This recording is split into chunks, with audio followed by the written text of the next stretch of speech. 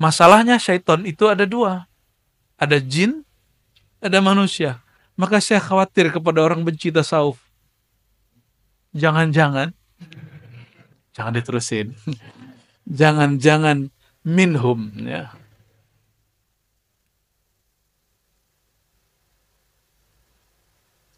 Karena tasawuf itu ilmu kolbu, sedangkan syaitan dalam kitab Awariful Ma'arif, Imam As-Surawardi mengatakan dalam satu riwayat, iblis itu meminta kepada Allah, ya Allah izinkan aku menguasai pembuluh darah manusia, maka Allah izinkan.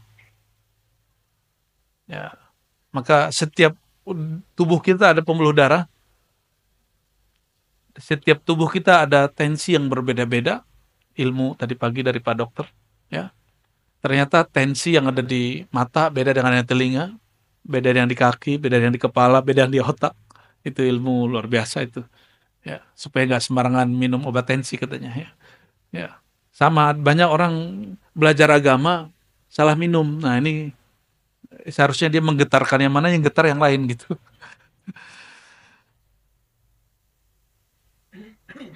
Iblis kemudian mengatakan, namanya masih Azazil, ya Rob, manggil Allah itu ya Rob, wahai Tuhanku. Jadi si Azazil, sang iblis itu, memanggil Allah itu masih dengan panggilan, wahai Tuhanku. Izinkan aku untuk menguasai kolbu manusia. Disitulah Allah murka. Inilah asbabul wurud hadis qudsi. Tapi di Sahih Bukhari Muslim, kalimat itu nggak muncul.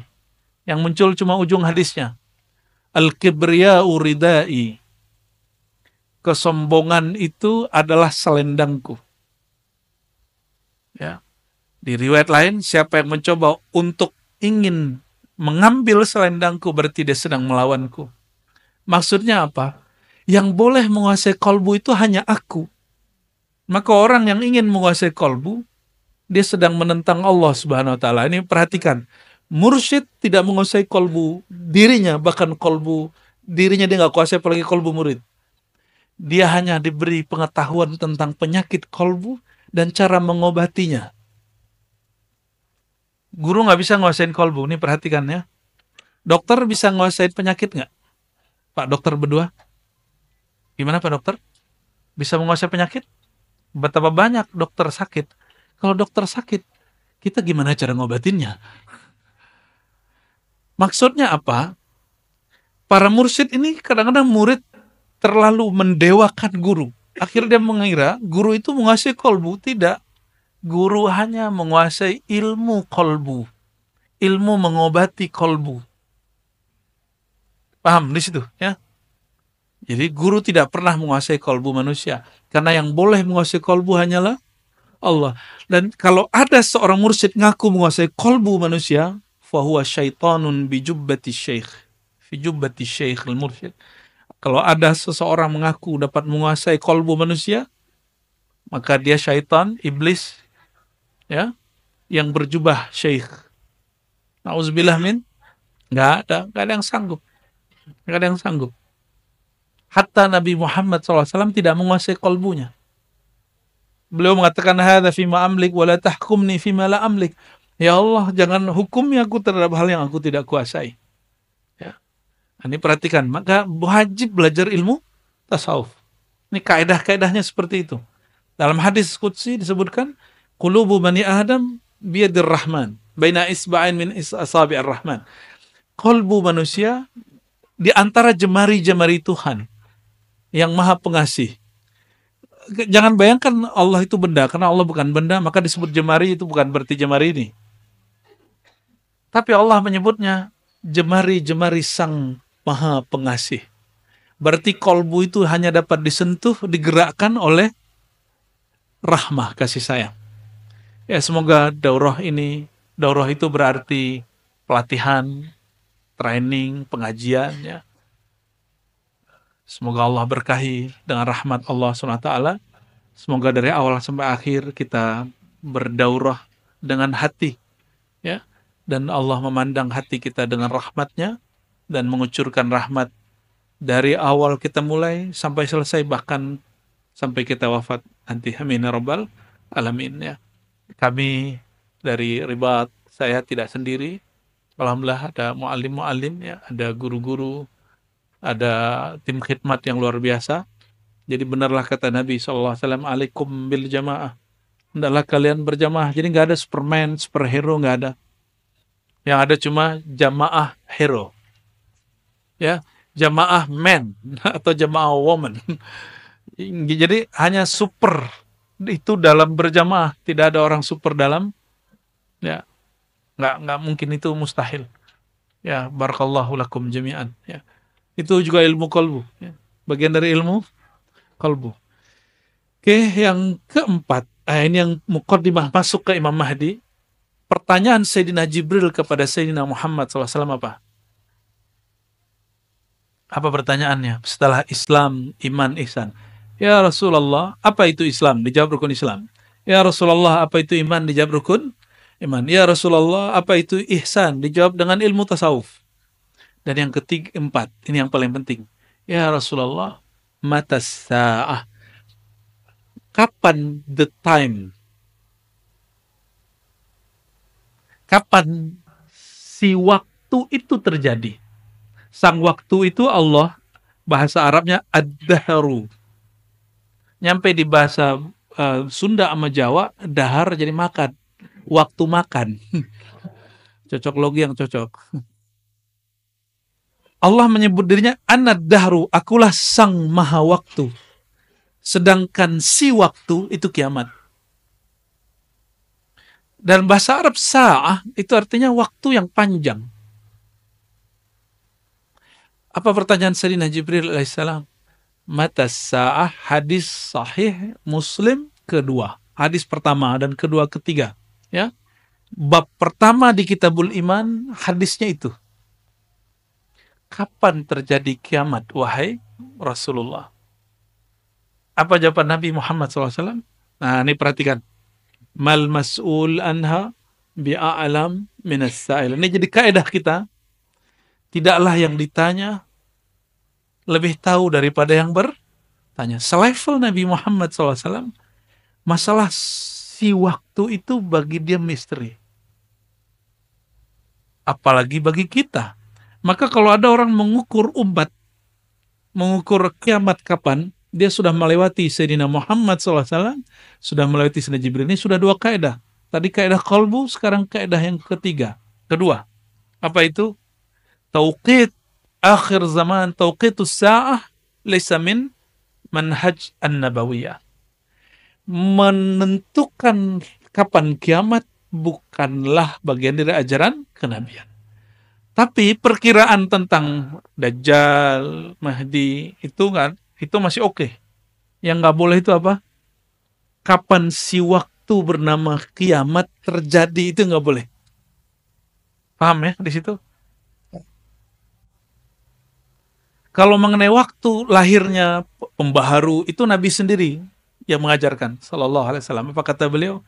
Akan muncul setiap 100 tahun, hadis Abu Daud ya, orang mayujaddid laha dinaha, yang mentajdid agamanya, yang mentajdid baginya agamanya, bagi masa itu agamanya. Apa maksudnya? Agamanya nggak diubah, tapi kondisi yang berkaitan dengan si agama itu diubah. Ya, dulu nggak ada orang pengajian beginian kan? Bid'ah nggak? Rasulullah SAW nggak pernah ngaji pakai tape, nggak ada. Ya, maka pertanyaan keempat ini menjadi pilar keempat dalam agama, yaitu akhir zaman.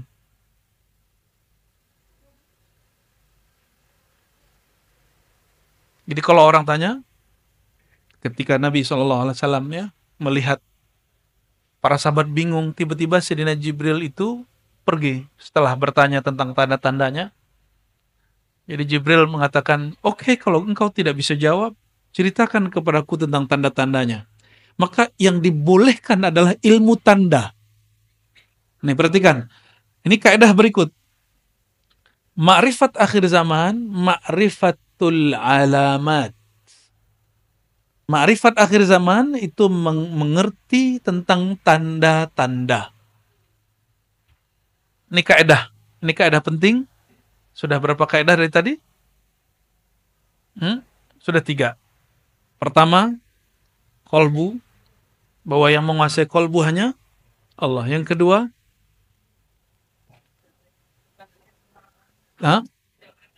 tidak ada dalil yang memperkenan kita menentukan kiamat. Yang ada adalah yang ketiga, hanya boleh mengetahui tanda-tanda. Paham di situ ya? Dan tanda-tanda ini, coba Islam, fisik, iman, akal, ihsan, kolbu, ruh. Maka tanda ini diberikan kemana? Ke fisik, ke akal, atau ke kolbu atau rohani? Ke dalam kolbu rohani. Ya. Nah, ini yang kita sebut dulu ya, saya hanya menyebutnya trilogi. Selamat datang Buya Kasril ya, Al-Khalidi. Alhamdulillah kita diberkahi mursyid suluk saya Naqsyabandiyah Khalidiyah hadir ya, dan rombongan dari Payakumbuh ini luar biasa. Ya. Malam tadi belum istirahat langsung kita siksa. Kita minta memberkati ribat yang di Ciputat. Jadi nggak ada istirahatnya. Malam-malam jam 2 baru istirahat. Semoga Allah berkahi beliau, amin ya rabbal alamin ya. Jadi Islam, iman, ihsan, akhir zaman. Dahulu saya hanya 3, tapi ternyata ilmu itu berkembang. Allah kemudian buka, hadisnya menyebutkan 4 toh. Ya. Bahkan 5 pertanyaan, akhir zaman itu pertanyaannya beranak. Dan kemudian Sayyidina Muhammad sallallahu alaihi wasallam ya, beliau ketika Sayyidina Jibril pergi, itu Sayyidina Jibril, ini perhatikan, yatamatsalu rajulan, menyerupai seorang laki-laki, serbannya bagus, rambutnya sangat hitam, bajunya sangat putih. Itu simbol dari orang yang paling keren di zaman itu. Tidak ada bekas orang lagi perjalanan jauh. Sayyidina Umar curiga, merhatiin. Sayyidina Umar itu sahabat yang diizinkan kolbunya dialog dengan Allah langsung. Maka dia disebut dengan gelar muhaddatsin, orang yang dapat ilham. Orang yang dapat ilham. Sayyidina Umar ketika melihat orang itu, falabistu maliyah, aku terdiam sejenak keheranan. Lalu Sayyidina Muhammad SAW bertanya, atadri ya, manisa'il ya Umar. Hai Umar, kamu tahu siapa yang nanya? Sayyidina Umar mengatakan, la ya Rasulullah, engkau yang lebih tahu, Allah yang lebih tahu. Tapi dia curiga. Ya. Apa kata Sayyidina Muhammad SAW? Dzaka Jibril ja'akum liyu'allimakum dinakum. Itu Sayyidina Jibril datang kepada kamu mengajarkan ad-din, agama kamu. Maka 4 ini adalah pilar agama. Jadi kalau orang bertanya, saya belajar agama, apa saja yang saya sudah pelajari? Pertama, al-Islam, fiqih. Yang kedua, bab iman, akidah. Yang ketiga, ilmu hati, tasawuf. Jadi bertasawuf wajib bukan? Yang masih mengatakan bid'ah, kurang piknik. Itu hadis nomor pertama di Kitabul Iman. Bab pertama dalam bab Al-Iman, Sahih Muslim. Emang dia nggak baca Sahih Muslim? Ya. Oh, ada orang tasawuf nggak sholat. Itu bukan tasawuf bro, itu kebatinan. Ya. Ada orang kemudian kalau bertasawuf dia kemudian suka khurafat. Lah itu ahli khurafat bukan tasawuf. Itu nggak tahu tasawuf. Ya. Seumur-umur saya ketemu Buya Kasril itu nggak pernah ngomong khurafat. Ya. Beliau bicara apa yang beliau rasakan. Bukan bicara apa yang di khuraf. Khuraf itu dongeng. Dongeng yang dibuat-buat. Terus akhir zaman. Perhatikan. Akhir zaman itu karena memahami tanda-tanda, maka di Quran ada kalimat kul siru fil ard.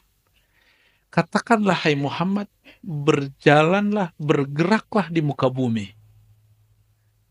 Bergeraklah di muka bumi. Maka sirah atau harakah, kita sebut pergerakan, itu adalah pelengkap daripada akhir zaman. Nah, pelengkap akhir zaman ini yang bernama pergerakan, itu ada 3 jenis. Satu, pergerakan akliyah, dia bergerak dengan akalnya, rasionya, maka main pintar-pintaran. Bagi mereka kemajuan akhir zaman itu berdasarkan penemuan intelektual. Kelompok yang kedua, lawan dari akal. Orang-orang yang nggak masuk akal. Orang-orang yang kita sebut halu dan kebatinan. Mereka suka cocok logi, suka memaksakan makna, bahkan memalingkan makna hadis itu sesuai nafsunya. Kelompok yang hari ini disebut halu.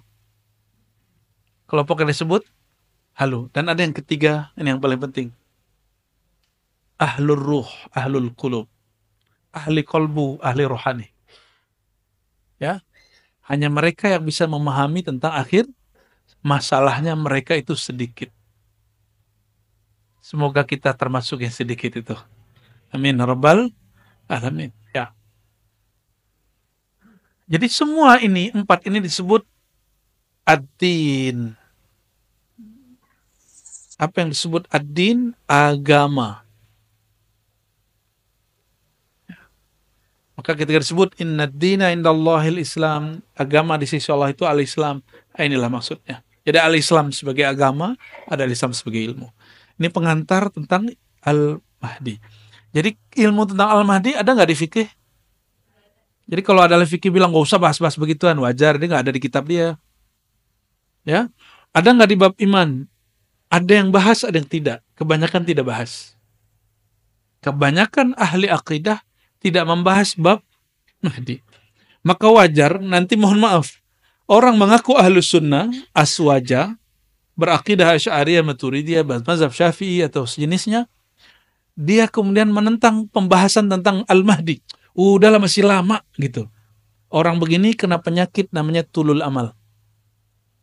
Apa arti tulul amal? Panjang angan. Dia kira masih dekat, masih jauh. Padahal Sayyidina Muhammad SAW mengatakan, Ana wasa'a kahatain. 1445 lalu ditambah 13 tahun di Mekah, 10 tahun di Madinah. Nah, kurang, tambahinlah itu. Jadi berapa tuh? Itu Sayyidina Muhammad SAW mengatakan, aku dan kiamat seperti 2 jari. Dekat apa jauh? Dekat sekali. Berarti kita sudah di ujung. Kita sudah di ujung. Maka hari ini, kalau masih orang mengatakan, udah gak usah bahas Al-Mahdi. Gak usah bahas. Berarti dia panjang angan-angan. Dia kira hidup ini masih panjang. Ini 2 aja, mati duluan atau ketemu. Gitu aja. Kenapa? Saya ngeceknya dari kejadian pandemi. Pandemi itu, baru kali itu yang sedahsyat itu sedunia. Yang kena di Indonesia pertama Depok, yang di lockdown, itu di Solo. Di Payakumbuh.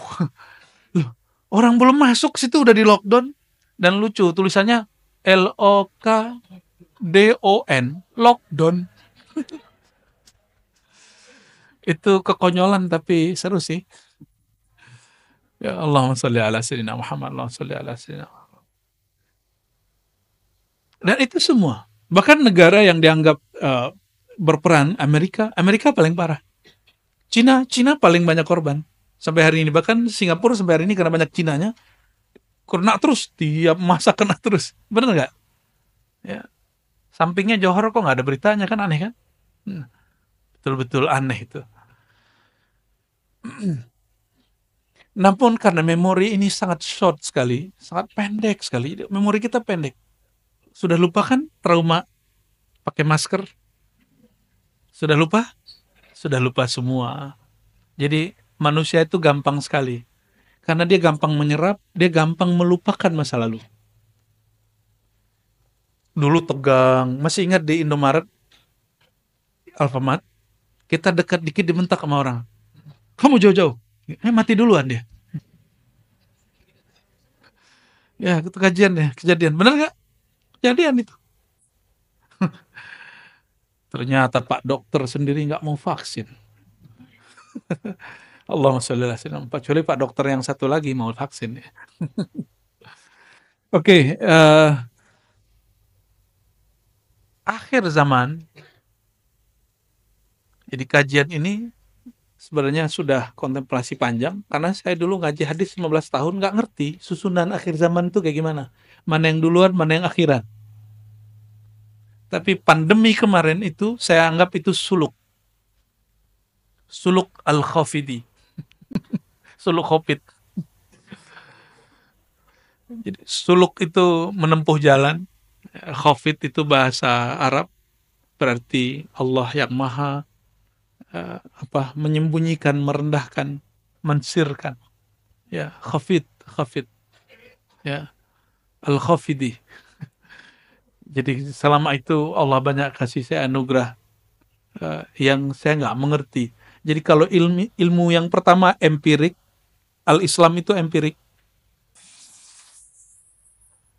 Apa arti empirik? Coba lihat saya. Oke, sudah kelihatan? Pakai mata apa pakai hati?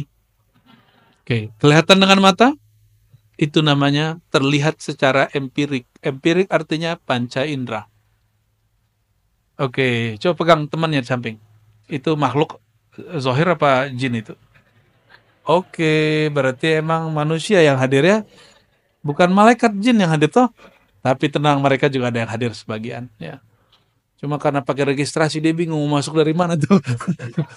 Ya, masuk aja mereka itu. Ya, masuk aja masuk ya. Oke, itu namanya pengetahuan empirik. Apa pengetahuan? Pengetahuan secara fisik. Ini ringkasan S1, S2, S3 ini. Ada bab tentang angka benar salah. Itu tidak dapat dilihat dengan mata, dia mesti difikirkan. Ini yang disebut oleh Imam Ghazali, aku berpikir, aku cinta, maka aku ada. Diambillah oleh filosof dari barat itu ya, Immanuel Kant. Apa kata dia? Aku berpikir, maka aku ada. Itu diambil dari Ghazali. Maka Ghazalinya barat itu Immanuel Kant. Dia buat agama sendiri disebut Kantian. Ya, Kantianism. Saya kasih angka, coba perhatiin. 1 tambah 3 tambah 4 tambah 5, berapa? Gampang bener, 1 tambah 2 sebut. Oke, ya. Itu kelihatan nggak? Oke, 2 kali 3 kali 3. Bagi 1. Oke, fokus. Itu namanya pengetahuan yang diperoleh berdasarkan akal, rasio. Maka kita pikir, lalu kita tahu. Alam ini berubah. Betul? Ada sebuah kaidah, segala yang berubah makhluk dicipta. Alam ini berubah, maka alam itu dicipta. A sama dengan B, A sama dengan C. Segala satu yang berubah dicipta. C. Ciptanya C. Terus, masih pusing. Nggak jadi deh. Itu mantik ya. Alam, ketika kita sebut dia dicipta, dia bukan muncul dari satu kalimat. Dia muncul dari 2 kalimat. Atau disebut premis. Segala sesuatu yang berubah adalah makhluk. Alam berubah. Yang ketiga, alam adalah makhluk. Menyusun ini, yang menyusun akal atau mata? Atau lisan? Yang menyusun? Akal. Oke.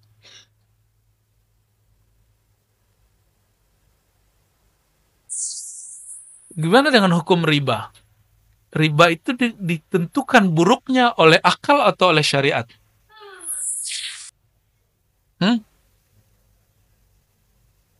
Riba itu ditentukan haramnya oleh syariat atau oleh akal? Oh, Mu'tazilah ini. Berarti nyusup juga Mu'tazilah sini ya. Alhamdulillah tobat hari ini. Penentuan hukum baik buruk itu mutlak syariat. Tapi baik buruk separohnya bisa diketahui akal. Tapi penentuan mutlak ini baik buruk berdasarkan syariat. Ini namanya akidah ahlus sunnah. Jadi ahlus sunnah itu syariat dulu. Syariat bukan berarti hukum boleh nggak boleh nggak. Syariat berarti wahyu.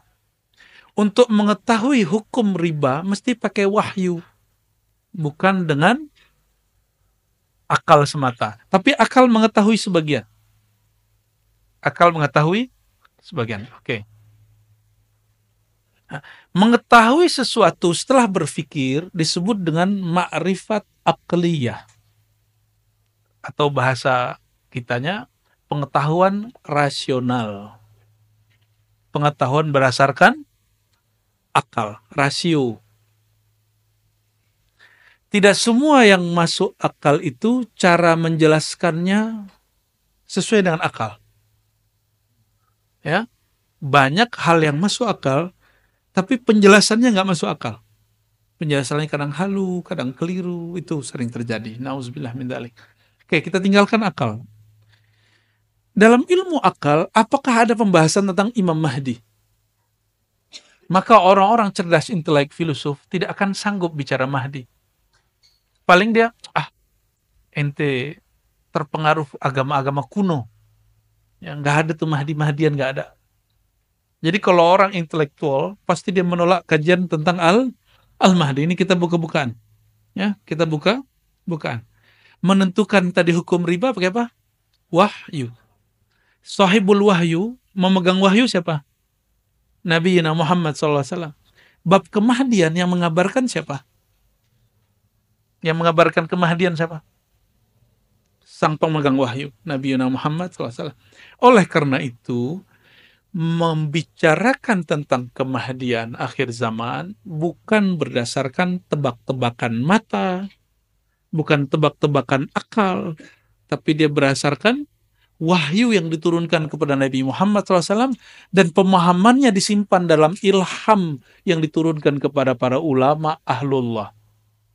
Ya, kalau hukum zahir disimpan dalam qalbu ahli fikih, mufti-mufti yang mengeluarkan fatwa di MUI, di Bahsul Masail NU, Tarjih Muhammadiyah, mereka mengatakan ini halal, ini haram. Disimpan hukum zahir. Tapi hukum ini hukum rohani. Yang menyimpan hanya ahli rohani. Jadi kalau bertanya bab kemahdian, jangan tanya ke ahli fikih, nggak nyambung. Jangan tanya ke filosof nggak nyambung. Tanyalah kepada ahli rohani, karena rohani Nabi SAW yang menerima wahyu. Nah, pemahaman tentang kemahdian hanya dapat diterima, dibahas dengan rohani. Nah, ini perbedaan kajian akhir zaman ribat dengan di luar ribat. Nah, ini kita sebut ini manhaj kami. Manhaj artinya sistem berpikir yang kami bangun. Ya, tolong diperhatikan. Ribat membicarakan akhir zaman. Ambil hadis Nabi SAW, karena hadis itu empirik tapi isinya wahyu. Lalu kita pelajari itu dengan kolbu dan ruhani. Kepada ahli kolbu dan ahli ruhani. Barulah kemudian muncul makna. Sebagaimana kitab fikih, hukum tentang sholat, rukun sholat, wajib, tidak wajib, sunnah, bid'ah, tersimpan ilmunya di kolbu ahli fikih, maka ini tersimpan ilmunya di ahli kolbu. Masalahnya, tadi ada bab ihsan ya. Bab ihsan tentang kolbu dan ruh. Ini dua ya. Kolbu dan ruh beda. Perhatikan, kolbu dan ruh beda. Kolbu itu sentral manusia. Ruh itu sumber sebelum kolbu itu adalah ruh. Ditiupkan ruh ke dalam diri, maka Allah ciptakan satu alat dalam diri kita namanya kolbu. Gitu. Maka ruh itu kolbunya kolbu. Intinya kolbu adalah ruh. Tapi ruh bukan kolbu. Ruh lebih dalam, lebih luas daripada kolbu. Jika orang belajar tasawuf mentok dalam bab kolbu, dia nggak akan bisa bicara tentang kemahdian. Dia nggak akan mampu bicara tentang akhir zaman. Tapi jika dia diizinkan Allah rohaninya diperjalankan set ke depan, diperjalankan ke belakang. Ini yang dikatakan oleh Imam Hakim At-Tirmizi, kekasih-kekasih Allah itu diberikan ilmu bad'i, ilmu masa lalu, rohaninya diperjalankan ke masa lalu. Kadang diperjalankan ke masa depan, ilmu maqadir masa depan. Mereka lah yang bisa cerita, oh hadis ini cara memahaminya begini.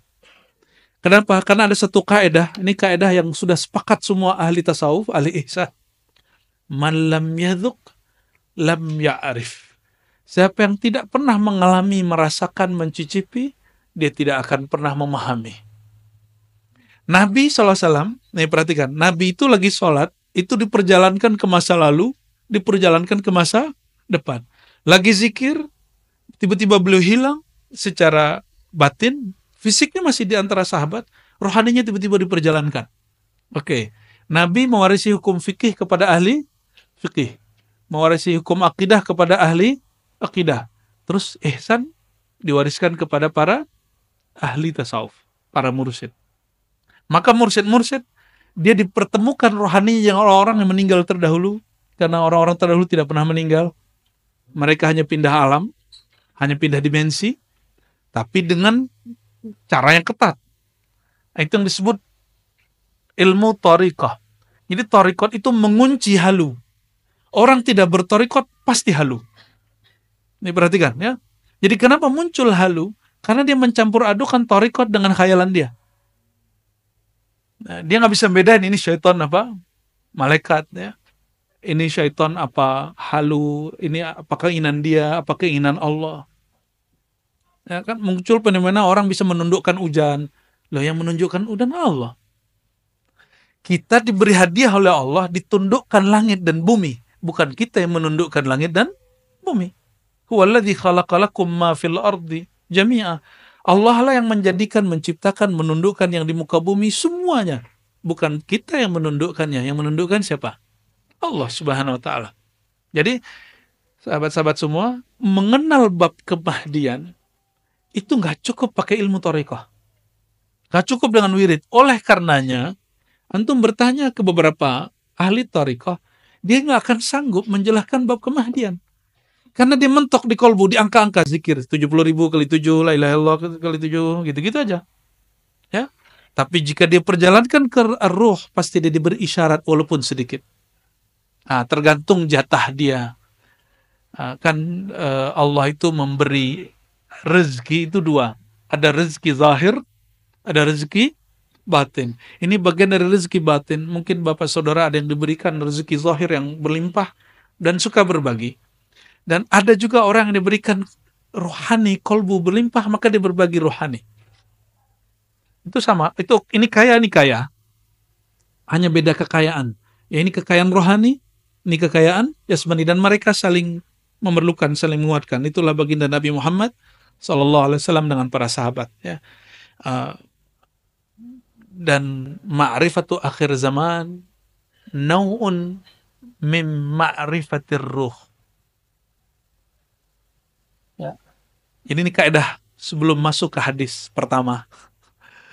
Mengenal ilmu akhir zaman adalah salah satu bagian dari ilmu mengenal tentang seluk-beluk ar-ruh. Masih ingat ada ayat? Yas'alunaka 'anir ruh. Ya, mereka bertanya kepada engkau tentang ar-ruh. Katakanlah ruh itu amri Rabbi. Ada namanya amri? Amri Rabbi. Amri, urusan Rabb Allah. Boleh juga disebut amrullah. Perhatikan ada hadis Bukhari. La tazalu ta'ifatun min ummati. Senantiasalah ada sekelompok kecil dari umatku, gak banyak. Zahirina alal haq, mereka saling tolong menolong dalam al-haq. Semoga kita bagian dari itu, amin.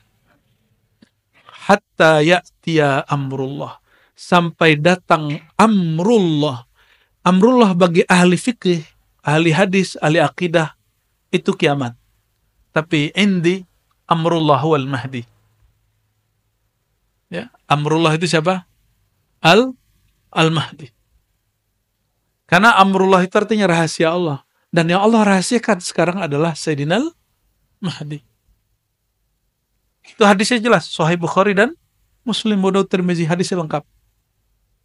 Nah, oleh karena itu, amrullah itu babnya sebutan tentang ilmu ruh, maka Sayyidina Al-Mahdi a'lamun nas birruh. Ini sudah mulai dibuka. Ciri pertama Imam Mahdi. Ya, ini diloncat sedikit ke ujung supaya saya nggak lupa nanti. Orang yang paling mengenal tentang amrullah, amrul rabbi, yaitu ma'rifatur ruh, adalah Nabi Muhammad SAW. Lalu setelahnya adalah Al-Imam Al-Mahdi. Nah, dengan begini baru kita masuk, ini landasan untuk mengenal tentang hadis Al-Mahdi.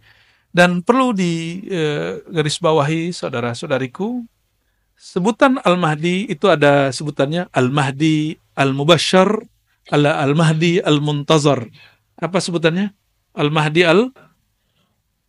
menyebut Al-Mahdi Al-Muntazar itu disebut oleh ulama Ahlu Sunnah dan juga disebut oleh ulama Syiah. Disebut oleh ulama Ahlu Sunnah dan juga disebut oleh ulama Syiah. Apa arti muntazar? Mahdi muntazar, apa artinya? Imam Mahdi yang ditunggu-tunggu. Dan dua-duanya ada dalam literatur Ahlus Sunnah, ada dalam kelompok Syiah. Maksud saya sederhana, jadi ada yang nggak faham, lalu mengatakan menyebut Al-Muntazar berarti ente Syiah. Jadi ada yang berhenti kajian akhir zaman, itu cuma karena si Ustadz menyebut kata Al-Mahdi Al-Muntazar. Ini coba cek. Kata Al-Muntazar itu muncul dalam Imam Ahlus Sunnah di Mesir, tapi berasal dari Maroko, itu Sidi Abdullah Al-Ghumari, waktu beliau masih di Mesir. Sidi Abdullah Al-Ghumari adalah hafiz terakhir hadis Nabi SAW. Orang terakhir yang paling banyak hafalan hadisnya di dunia. Dan beliau punya kitab tentang Al-Mahdi Al-Muntazar. Dan beliau Imam Ahlus Sunnah. Gitu. Tapi kita beda dengan orang Syiah. Syiah itu Mahdi, imam yang ke-12. Keturunan Rasulullah SAW yang ke-12. Kita enggak. Yang kita maksud Mahdi Muntazar, itu yang akan kita bahas pada sore ini ya. Sebelumnya kita baca lagi suratul Fatihah. Untuk Imam Abu Daud dan guru-guru kita yang menjazahkan saya kitab ini, Abuya Syekh Sya'rani Al-Martapuri Al-Makki ya, dan beberapa guru-guru yang lain yang masih hidup,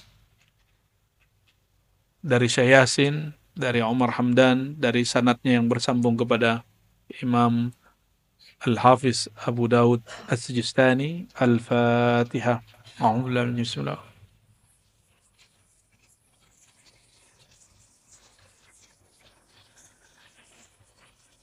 ولروح سيدنا المهدي خليفة الله وسيدنا الخضر عليه السلام. الفاتحة.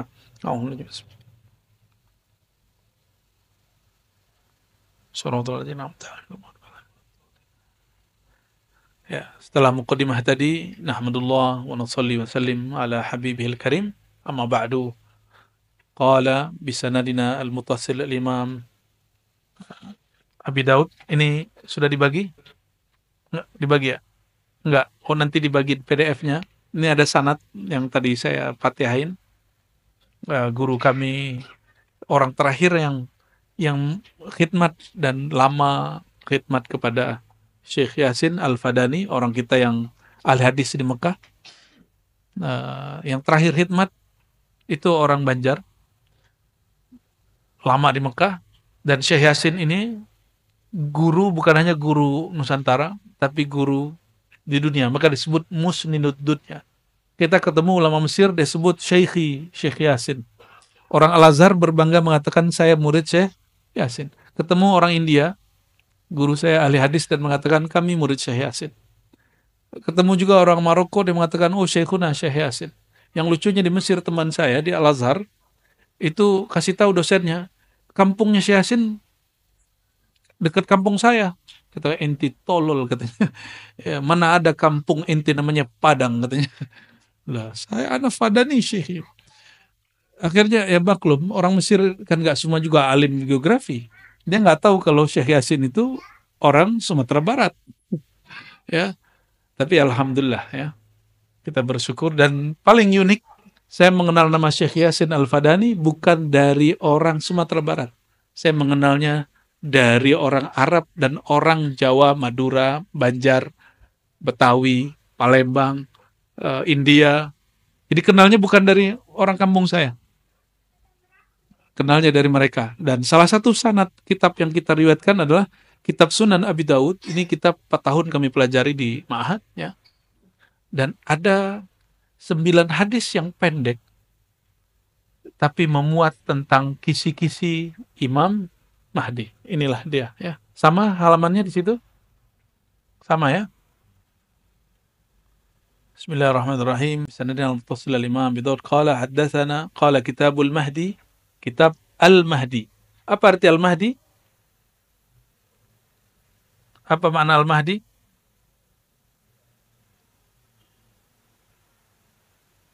Al-Mahdi. Al-Mahdi dari kata huda, hidayah. Apa arti hidayah? Petunjuk. Petunjuk turun di hati apa di kepala? Apa di gelar? Apakah dokter lebih tinggi hidayahnya daripada orang yang bukan dokter? Wa may yu'min billahi yahdi qalbah. Siapa yang percaya kepada Allah, Allah bimbing hatinya. Berarti Al-Mahdi itu orang yang paling percaya kepada Allah. Itu rumusnya. Surat At-Taghabun, silakan lihat di rumah ya. Maka Al-Mahdi, jadi ada hada yahdi huda, fahuwa hadi wa dzaka mahdi ya. Ada hadi, kalau hadi yang memberi petunjuk. Kalau Mahdi yang diberi petunjuk. Huda berarti tuntunan. Maka Al-Mahdi berarti yang dituntun. Yang dituntun tadi siapa? Mana yang dituntun? Kolbu, ruhnya. Ruhaninya langsung dituntun oleh Allah Subhanahu wa Ta'ala. Ya. Jadi kalau ditanya, ini sudah langsung terjawab, ini harus sudah khatam ini kajiannya, ya. Siapakah Al-Mahdi? Orang yang paling beriman kepada Allah dan orang yang paling tertuntun kolbunya. Masalahnya yang tertuntun kolbunya, ruhnya, ruh tampak atau tidak? Ini masalahnya. Karena ar-ruh itu tidak tampak, maka dia bisa berkamuflase. Jika syaitan dapat menyerupai manusia, menyerupai orang taat, masalahnya nanti orang yang dapat mutiara di kolbunya, dia nyamar jadi syaitan. Itu masalahnya. Nggak ada namanya Al-Mahdi itu, ember itu nggak ada. Kayak yang di Pakistan itu nggak ada. Ya, ngaku sekian ribu kali ketemu Allah, mimpi, ya mimpi doang ngaku. Ya, kalau mimpi mah kita tiap hari ketemu Allah 5 kali minimal, jaga. Ya, lebih keren ketemu Allah jaga atau ketemu Allah mimpi. Ya, jadi ada anak Timur Tengah baru tamat dari Al-Azhar, dia bilang, menurut ente ini Imam Mahdi bukan? Karena menurut ente dia Imam Mahdi. Loh, alasannya apa? Dia ketemu Allah udah sekian ribu kali, ketemu Rasulullah sekian ribu kali, mimpi. Saya candain, saya nggak pakai pengalaman batin. Ini pakai akal aja. Jadi debat sama begitu nggak usah pakai saya melihat dalam hati, nggak perlu. Cukup mengatakan begini, bro, ente kalau ada orang ketemu Allah dalam keadaan jaga, dan itu setiap hari, mana yang lebih tinggi makomnya daripada orang yang kamu sebut di Pakistan itu Al-Mahdi karena dia ribuan kali mimpi ketemu Allah. Yang pertama dong. Saya canda, bro, samping ente. Samping yang mana nih? Saya bilang gitu. Loh, ente maksudnya gimana? Kamu orang Indonesia, nggak mungkin kamu punya begitu. Saya kasih kemudian satu ayat. Wasta'inu bis-sabri was-salah wa innaha lakabiratun illa 'alal khashi'in alladhina yazunnuna annahum mulaqu rabbihim wa annahum ilaihi raji'un. Surat Al-Baqarah. Ya, ayat berapa tuh? 45 ya? 44 45 ya. Orang-orang yang khusyuk itu orang-orang yang yazunnuna annahum mulaqu rabbihim. Orang yang yakin dia bertemu Allah. Ya, yazunnuna, mereka yakin, merasakan, mempersepsikan annahum, bahwasannya mereka mulaqu, liqa, jumpa rabbihim, Tuhannya. Siapa nama Tuhan mereka? Allah. Jadi orang yang disebut khusyuk, siapa yang disebut khusyuk? Kita kalau sholat merasa jumpa dengan Allah, nggak mesti mimpi. Minimal, jadi saya bilang, aneh, minimal 5 kali, 5 time setiap hari. Jumpa dengan yang dimimpiin sama Imam ente yang di Pakistan itu. Tapi, akullak lastu bil Mahdi. Saya bukan Imam Mahdi. Jika yang ketemu jaga gak Mahdi, masa yang ketemu mimpi Mahdi? Logika-logika akliyah sederhana, itu bisa mematahkan orang. Dan itu perlu ya ke apa ya, agak nakal dikit sih. Jangan, harus agak berani dikit, agak nyeleneh dikit kalau begituan. Ya, jahil dikit. Jadi nggak boleh kemudian nggak enak gitu, nggak bisa. Itu tips kalau lagi bercanda, tapi candanya bisa merubah orang. Apa kata dia? Tolong selamatkan saudara-saudara saya yang sudah keliru mengatakan yang di Pakistan itu Imam Mahdi. Dia langsung salaman sama saya. Itu salaman pencobaitan baiat sekaligus. Ya, itu serius gak serius itu ya. Jadi siapa Al-Mahdi? Orang yang dituntun ruhaninya, kolbunya oleh Allah Subhanahu wa ta'ala. Oleh karenanya, ahli hadis mentok pada riwayat yang 9 ini, lalu dikumpulkan oleh Imam Suyuti menjadi beberapa puluh dalam risalah tentang Imam Al-Mahdi. Makanya di daurah hadis ini, yang kajian hadis benar-benar cuma yang ini. Selebihnya adalah pelengkap kajian syarah Mahdi. Karena mensyarah Al-Mahdi itu mirip dengan cara memahami Sayyidina Musa mesti melalui Nabi Khidir. Oleh karena itu nanti ada satu bagian khusus di sini tentang Sayyidi Al-Khadir, mengetahui tentang hakikat Nabi Khidir ya, di modul yang keberapa ini ya. Di sini ada tentang Nabi Khidir ya. Jadi ini bukan kita lagi ngapa-ngapain, tapi kadang hadis nggak usah banyak-banyak, tapi instrumen penjelasnya harus banyak. Dan aqul lakum ya, saya sampaikan, untuk memahami sir Al-Mahdi mesti belajar ilmunya Nabi Khidir. Ilmu yang Nabi Khidir dulu sharing kepada Sayyidina Musa. Ya. Nanti saya jelaskan ya, sampai di mana nanti.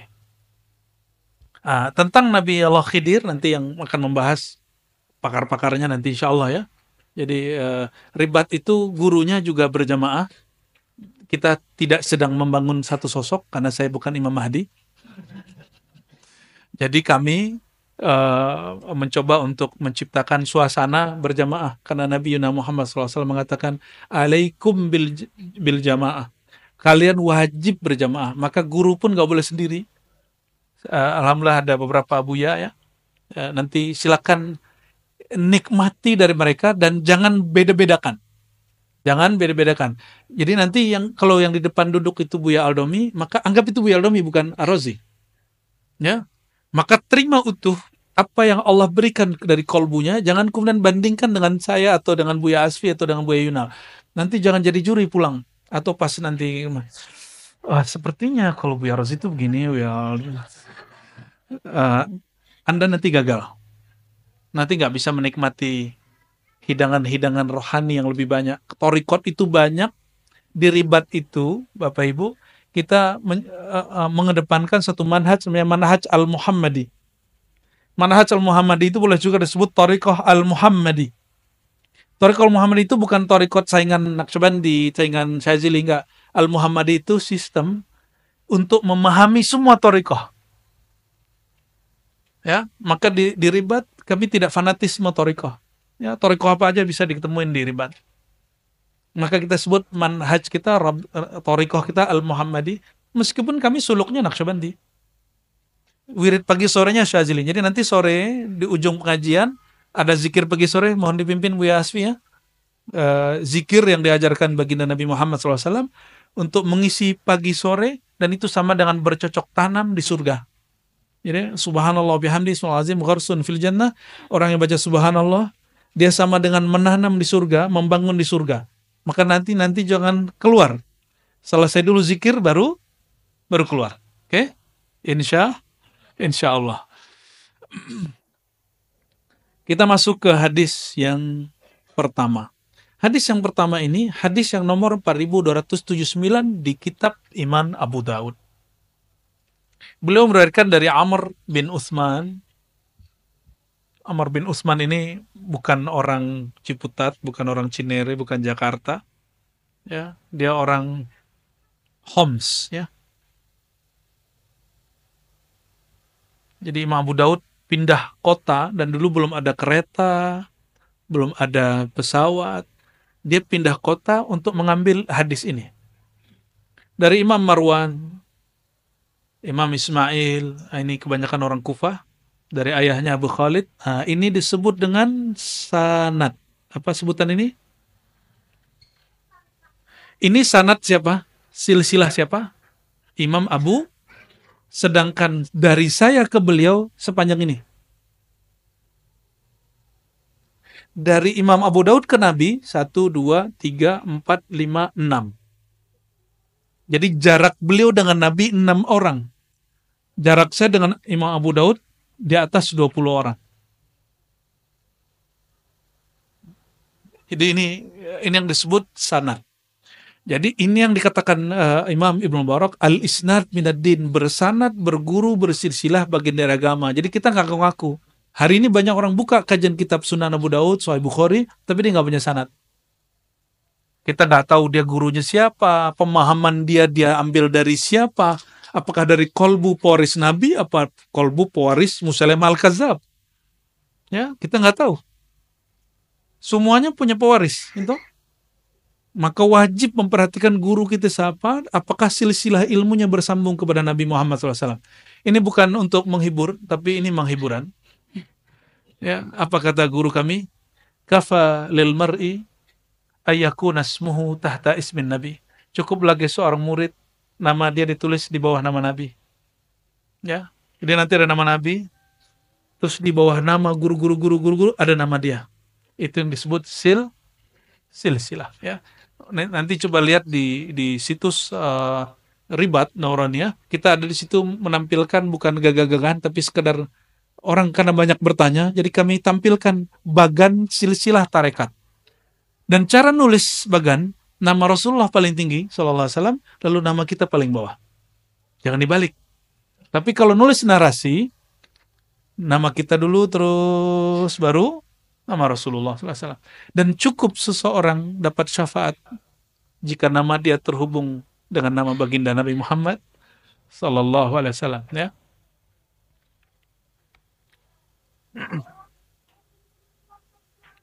Oke. Qala sami'tu Rasulullah sallallahu alaihi wasallam. Berkata Jabir. Jadi yang mendengar Nabi bersabda Imam Abu Daud atau Jabir bin Samurah? Jadi kalau ada orang hari ini mengatakan langsung saja kepada Rasulullah, dia sedang berbohong. Karena mustahil selevel Imam Abu Daud yang wafat abad ketiga, antara beliau dan Nabi 6 orang. Dan dia gak langsung dengar. Dari fulan dari Nabi. Masa orang yang hidup di sekarang, zaman 1446 ini, sudah 46 ya? Masih 45? Ini sudah sore. Oke. Lalu orang mengatakan, langsung saja kepada Rasulullah. Yang paling kacau itu mereka mengatakan langsung saja kepada Allah. Wow. Yang langsung kepada Allah itu Rasulullah, bro. Namanya wahyu. Ternyata maksud dia langsung saja kepada Al-Quran. Loh, Al-Quran wahyu. Ternyata bukan itu juga maksud dia. Langsung saja kepada buku terjemahan. Terjemahan Al-Quran bukan Al-Quran. penyimpangan, baik terorisme, ekstremisme, kebanyakan muncul dari orang belajar dari terjemahan. Ya, kebanyakan. Kita juga mendidik santri-santri yang terlibat ideologi-ideologi begitu, dan hasil pengamatan saya, Masya Allah, akal mereka terdoktrin terjemahan ini adalah wahyu Allah. Padahal terjemahan itu adalah terjemahan si penerjemah. Oke, Quran yang kita pegang itu bukan Quran wahyu, tapi itu Quran mushaf. Apa beda Quran wahyu dan Quran mushaf?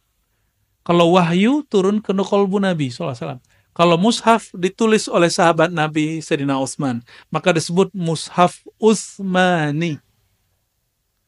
Mushaf produk manusia, mushaf Quran dicipta. Kalau Al-Quran tidak dicipta, dia langsung masuk ke dalam ruh. Paham di situ? Oke, maka kalau kita mengatakan langsung saja kepada Allah, itu setara dengan Rasulullah SAW. Langsung saja kepada Pak Nabi, itu setara dengan dua kelompok. Satu ahli sahabat, yang kedua ahli kasyaf. Orang kasyaf itu langsung ke Rasulullah ya. Percaya nggak? Nabi itu mati nggak? Karena Nabi nggak pernah mati. Orang-orang yang ahli rohani diizinkan Allah rohaninya mengakses rohani Rasulullah SAW. Itu disebut ahlul kasyaf, ahlul rohani. Cuma dua orang itu yang bisa ketemu Nabi. Sahabat Nabi SAW.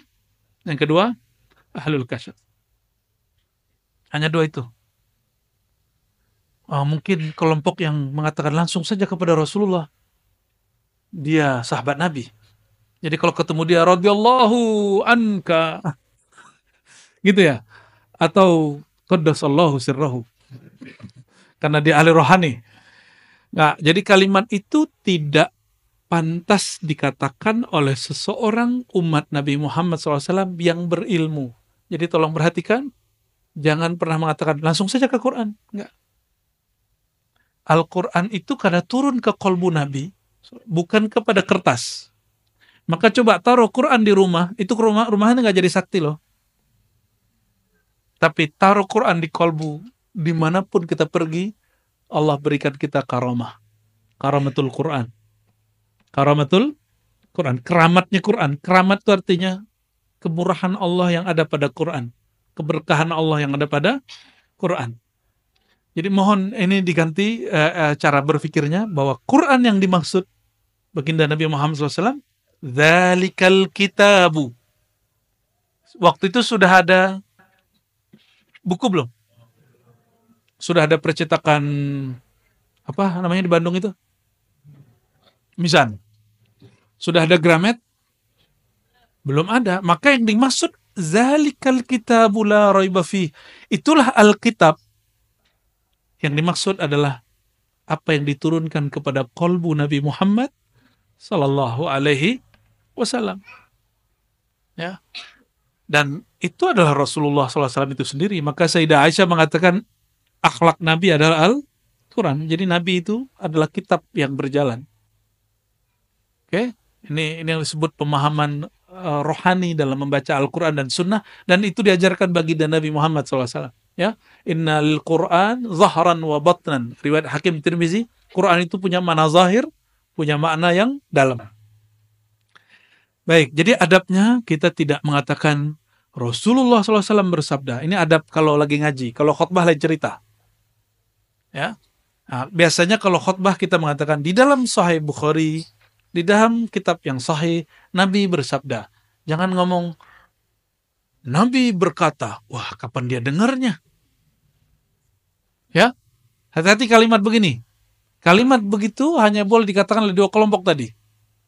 Ya, makanya saya tidak menolak Ilham Syekh Abdul Qadir Jilani mengatakan Nabi bersabda, al-alam minni wa ana minallah. Alam dariku, aku dari Allah. Di kitab hadis nggak ada. Itu beliau dengar secara rohani. Maka ini disebut ilham, setara dengan ilham. Oke. Yang berkata sami'tu, aku mendengar Rasulullah sallallahu alaihi wasallam. Rasulullah sallallahu alaihi wasallam yaqul, bersabda. Dalam bahasa Arab, qala itu artinya digunakan untuk ungkapan yang berbeda. Kita nyebut berfirman, berkata, bersabda. Indonesia karena pengaruh dari sastra-sastra Sanskerta, di Sanskerta itu ada kelas-kelas kata. Kata umum seumuran, ada yang ke atas, ada yang kepada Tuhan. Maka itu mempengaruhi bahasa Indonesia. Orang Indonesia kalau sesama ngomong kata-kata Melayu, begitu sama. Kemudian ada yang disebut dari guru kepada murid, dauh, sabda. Atau dari Sang Maha Guru SAW disebut dari Allah disebut berfirman. Tapi sebenarnya secara ilmu bahasa tidak ada pembedaan. Berfirman, jadi boleh sebenarnya Ustadz Dawami berfirman, itu boleh. Sebenarnya tapi dalam isti'mal lughawi, jadi bahasa itu ada yang wad'i, ada yang urfi, ya, ada yang sesuai kaidah bahasanya, ada yang sesuai dengan tradisi penggunaannya. Nah, bahasa Arab juga seperti itu sebagiannya. Yaqul, berkata boleh, bersabda boleh. La yazalu, senantiasalah hadzal din, agama ini, qaiman, tegap berdiri, berjaya.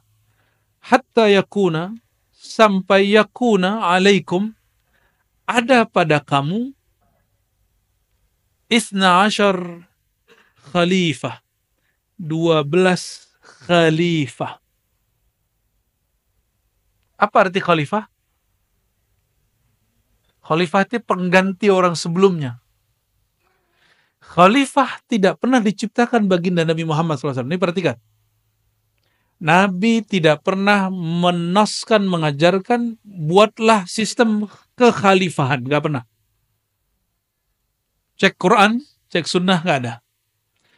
Kekhalifahan adalah ijtihad dan ijma ulama sahabat.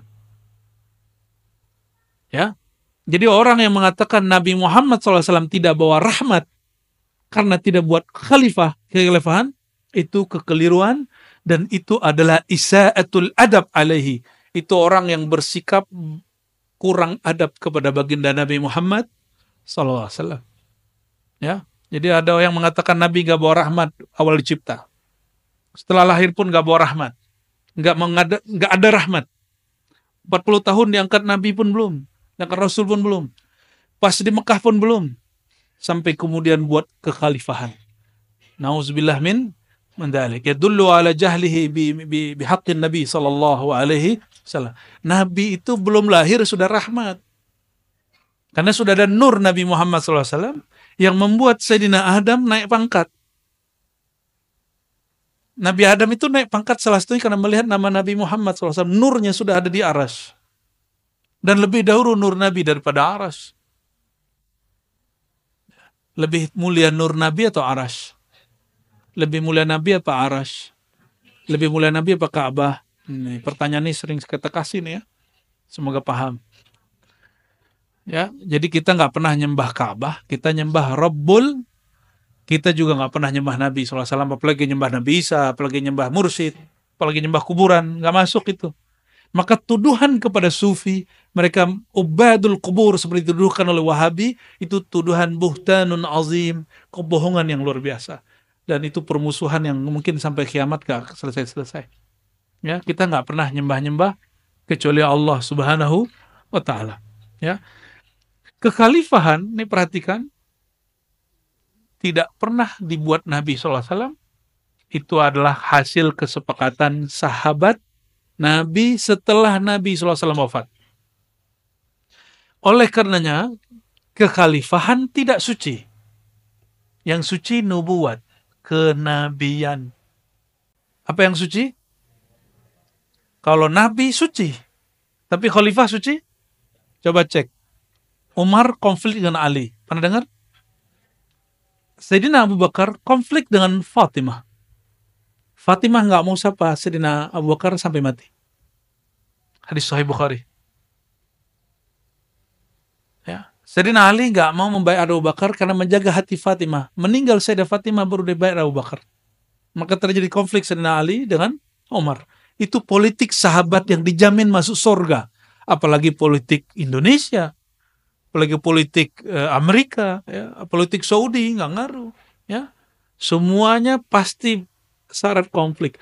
Maka min tabi'ati siyasah fi ayyi suratin kana khalifatan mulkan au ayyi surah fala takunu salimatan minal khilaf.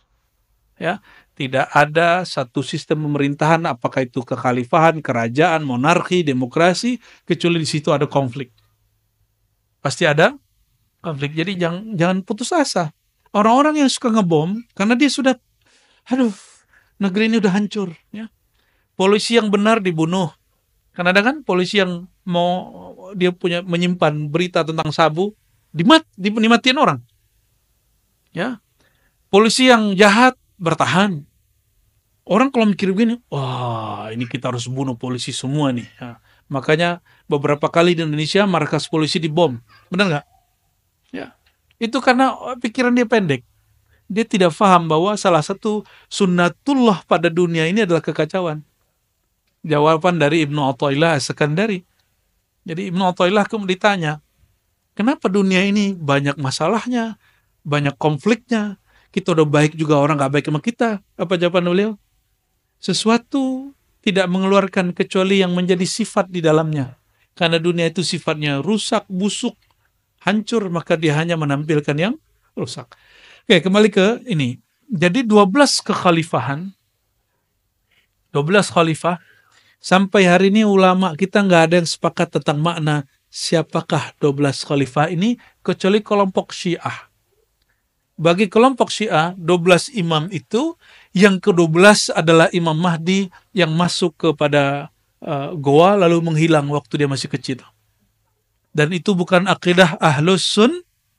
Jadi bagi mereka, Sayyidina Hussein punya anak, Ali Zainal Abidin punya anak, Muhammad Al-Baqir, Muhammad Ja'far, terus sampai kepada Muhammad bin Askar.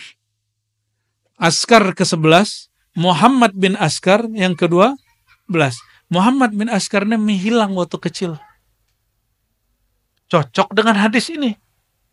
Lalu apa kata mereka? Inilah imam yang kita tunggu. Kata siapa? Kelompok Syiah. Ajaran Ahlus Sunnah tidak meyakini 12 imam versi. Kenapa? Banyak dalilnya. Yang pertama, 12, yang 11 itu tidak pernah memimpin suatu pemerintahan pun. Sayyidina Hussein, memimpin pemerintahan enggak? Dia wafat dibunuh oleh Yazid dan tentara Yazid, namanya Ibn Ziyad, sebelum berkuasa. Sayyidina Ali Zainal Abidin Jumatan aja enggak boleh. Muhammad Al-Baqir juga sama, Ja'far Shadiq itu juga hampir sama. Sampai kepada keturunannya tadi. Jadi mereka jadi ahlul bait di zaman itu berat. Maka ketika di sini ada zuriat Nabi, Habib ya, Indonesia paling aman tinggal habaib. Sampai muncul isu anti nasab Ba'alawi ini ya. Kita nggak ikut-ikutan, ya, kita nggak komentar juga. Kalau pernah ada komentar saya sudah tutup. Ya, kita nggak mau ikut-ikutan konflik karena itu bagian dari merusak ukhuwah Islamiyah. Ya, jika membahas nasab merusak ukhuwah Islamiyah kita nggak usah bahas. Baik. Lalu siapa yang disebut 12 imam ini?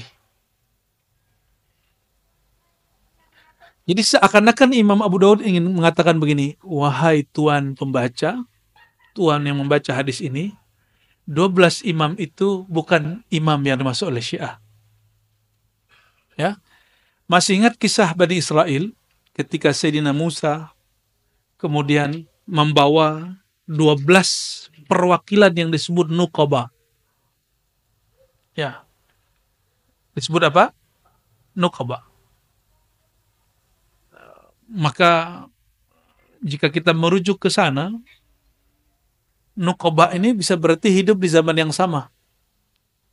Bisa juga tidak. Nah, tapi poin paling penting dari kata ini, hadis ini adalah seakan-akan Imam Abu Daud ingin mengatakan bukan 12 imam versi Syiah itu. Oke? Ini penjelasannya masih agak panjang, tapi kita cut aja ya. Sudah asar belum? Belum. Belum mau atau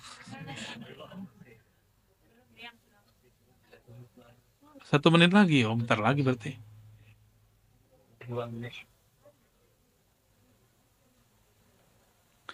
Hadis berikutnya sama, kayak saya nggak bacakan ya. Kita masuk ke hadis yang setelahnya. Wabila qala haddatsana Musaddad. Kelihatan?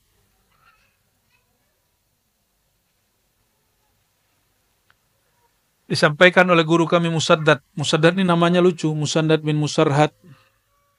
Ya. Musaddad bin Musarhad begitu namanya, sampai ada candaan oleh hadis.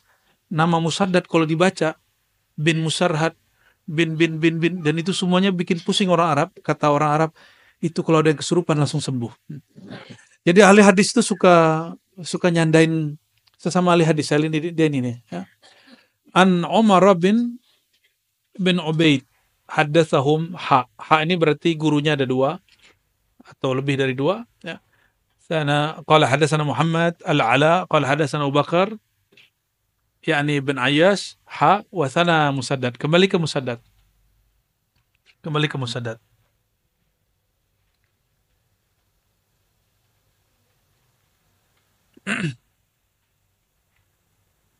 Allahumma shalli ala sayyidina.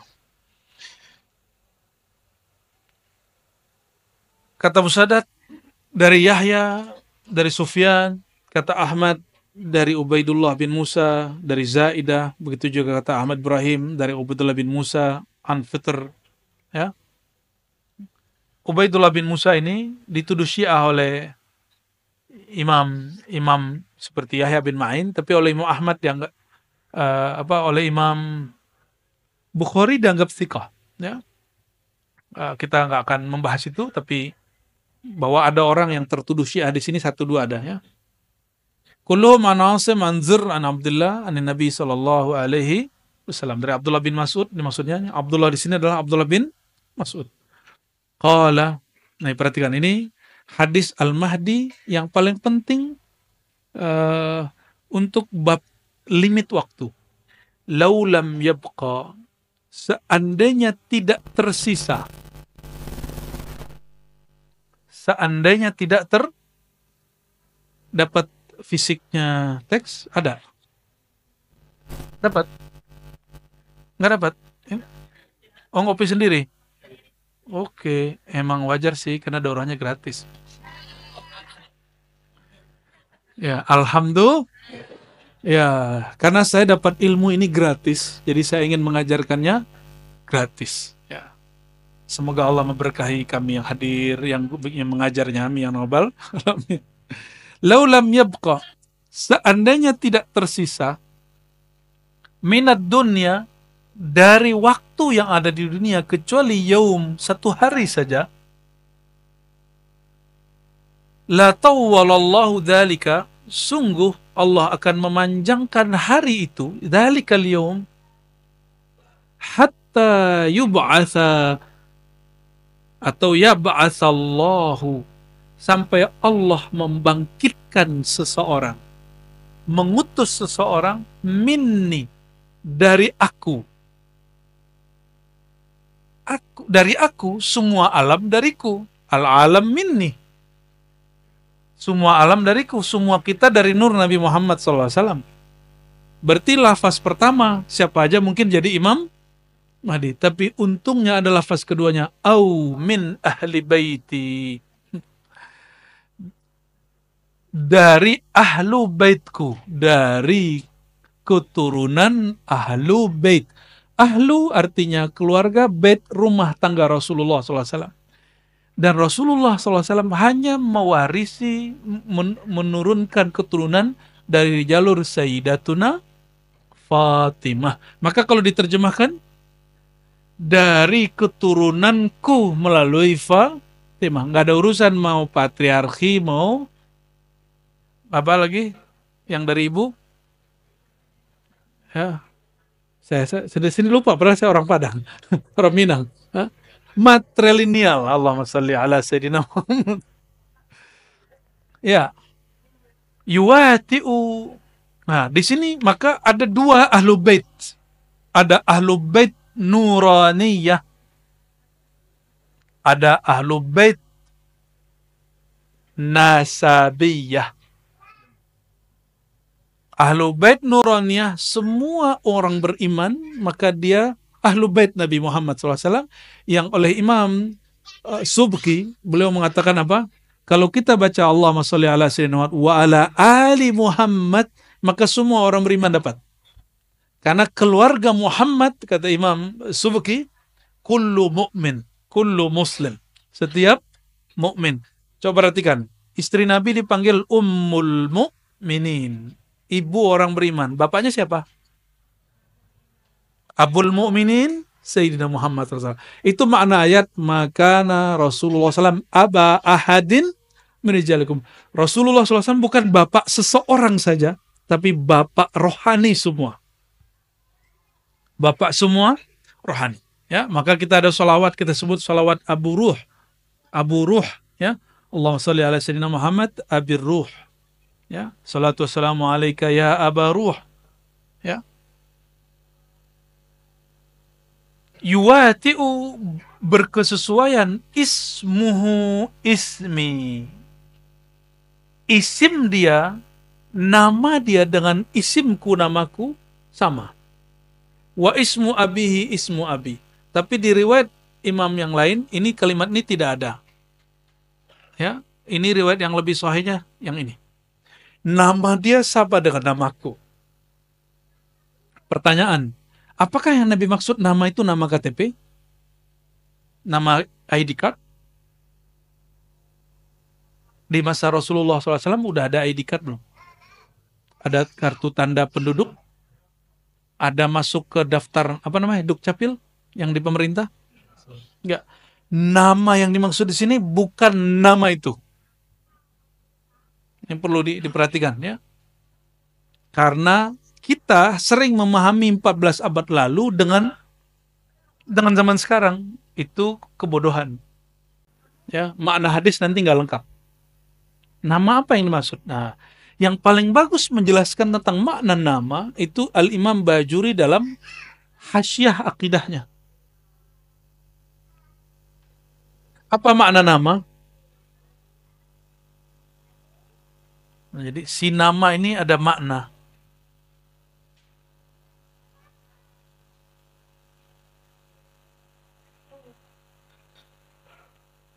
Ismi, namaku. Dari kata ism. Bismillah, dengan nama Allah. Ism dalam bahasa Arab itu ada dari kata sumu. Sumu artinya luhur, tinggi, ulu.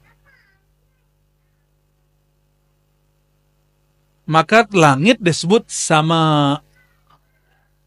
Satu akar kata? Satu akar kata? Orang Arab begitu, kayaknya mereka dalam berbahasa Arab.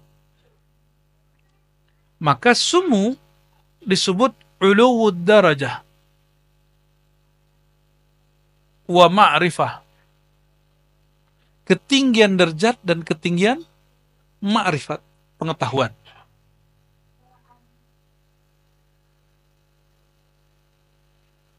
Berarti Imam Mahdi doktor dong. Ya, karena derajatnya tinggi dan ilmunya tinggi. Oh, bukan. Rumus awal apa tadi? Kemahdian itu mengenalnya bukan lewat gelar intelektual, tapi melalui spiritual, rohani. Ya. Makna kedua daripada ism, kalau ini tinggi,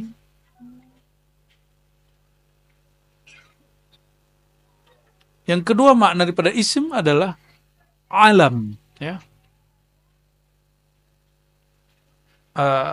Bahasa Arabnya wasm. Jadi ulama itu mereka bingung, ism kata bismi itu dari sumu atau dari wasam. Apa makna wasam? Ada di bahasa lokal nggak? Wasem. Asem adanya. Wasem berarti alam. Apa arti alam? Tanda. Apa arti alam? Tanda. Jadi kalau kita terjemahin, ismuhu ismi. Nama ia adalah namaku. Ketinggian derajat dan ma'rifatnya dan tanda-tanda yang ada padaku juga ada pada dia. Yang ada pada dia ada padaku. Masalahnya ini setelah dia memproklamirkan dirinya atau belum? Itu masalahnya. Nah, disinilah mentok ahli hadis. Ahli hadis tidak mampu membedakan ini hanya sebatas ini sahih tidak sahih. Bukan tugas ahli hadis mengerti maknanya. Tugas mengerti maknanya ahlul ihsan, ahli rohani. Ya. Ini derajat. Derajat apa yang tinggi di situ? Derajat rohani. Tanda apa di situ? Ini tanda ahli hadis masih kurang connect. Nanti di beberapa hadis sebelum selesai, di situ disebutkan Al-Mahdi, ya, itu aqnal unuf, hidungnya mancung, ya, abhal jubha, jidatnya lebar. Sempat-sempatnya Imam Abu Daud meriwayatkan hadis itu. Tanda ahli hadis mereka terbawa dengan nuansa ism, bahwa tanda-tanda yang dimaksud tanda-tanda fisik. Oke, kita ambil hadis itu. Hidung yang mancung itu pertanda apa? Orang hidung mancung itu keturunan Sunda, Jawa, apa keturunan Arab? Nah, boleh juga lah kita ambil ya. Tapi apakah semua yang hidung mancung, ya, dia Imam Mahdi? Ini banyak yang mancung nih bukan Imam Mahdi saya lihat. Banyak zuriat Nabi hidungnya pesek. Saya ketemu malah mancungan hidung teman-teman kita yang bukan habaib. Berarti bukan itu tandanya, bukan tanda hidung. Jadi hidung ini kalaupun iya itu pertanda dia zuriat. Jidat lebar pertanda dia cerdas. Tapi bukan berarti mesti seperti itu, ya. Oke, ini dua hal paling penting dari makna ism. Awalnya agak sulit untuk memetakannya, tapi 2021 alhamdulillah Allah izinkan pemaknaan ini kemudian rampung, ya. Jadi makna ism nama bukan nama kartu ID card, tapi ini nama ketinggian derajat, kemakrifatan, nama tanda. Buya Dr. Aldomi boleh ngajar di pasca sarjana karena beliau punya nama gelar, yaitu doktor. Apakah semua saudara-saudara ini boleh ngajar di pasca sarjana, S2, S3? Enggak. Mesti ada, sudah punya doktor, mesti punya syarat satu lagi, namanya nomor induk dosen. NIDN. Berarti dia punya nama induk. Nama dia punya nomor. Jika di alam nyata ini ada kenyataan realita begitu, maka ini adalah pertanda bahwa di akhir zaman ada lebih dari satu nama. Maka kita ada kitab, di situ disebutkan 2000 nama Nabi SAW kurang 5.